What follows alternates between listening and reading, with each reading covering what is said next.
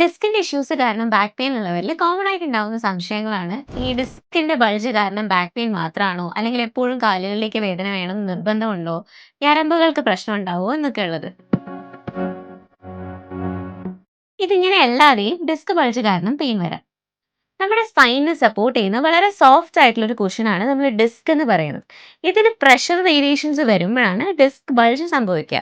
Disc bulge വരുന്ന എല്ലാ കണ്ടീഷൻസിലും നെർവിന് irritation ഉണ്ടാവണം എന്ന് നിർബന്ധമില്ല.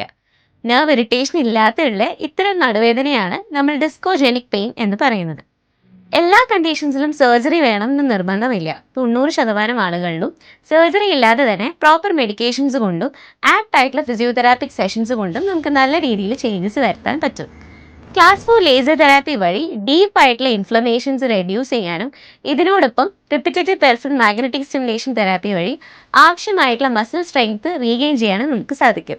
സ്പൈനൽ മൊബിലൈസേഷൻ ടെക്നിക്സും കോർ സ്ട്രെങ്തനിങ്ങും അതുപോലെ പോസ്ചർ കറക്ഷൻസ് ഒക്കെ വഴി നമ്മൾ കുനിയുന്ന സമയത്തും അല്ലെങ്കിൽ പ്രൊലോങ്ഡ് ആയിട്ട് ഇരിക്കുന്ന സമയത്തും ഉണ്ടാവുന്ന നടുവേദനയെ നമുക്ക് നല്ല രീതിയിൽ മാറ്റിക്കൊണ്ടുവരുത്താൻ സാധിക്കും. അതുകൊണ്ട് എപ്പോഴും വിചാരിക്കുക, എല്ലാ ഡിസ്ക് ബൾജിൻ്റെയും എൻഡ് സൊല്യൂഷൻ ഒരിക്കലും സർജറി അല്ല. ആവശ്യമായിട്ടുള്ള ഫിസിയോതെറാപ്പിക് സെഷൻസ് വഴി ഏർലി ഡിറ്റക്ഷനും ഏർലി ട്രീറ്റ്മെൻറ്റും എടുക്കുകയാണെങ്കിൽ നല്ല രീതിയിൽ നമുക്ക് വ്യത്യാസം കൊണ്ടുവരാൻ സാധിക്കും.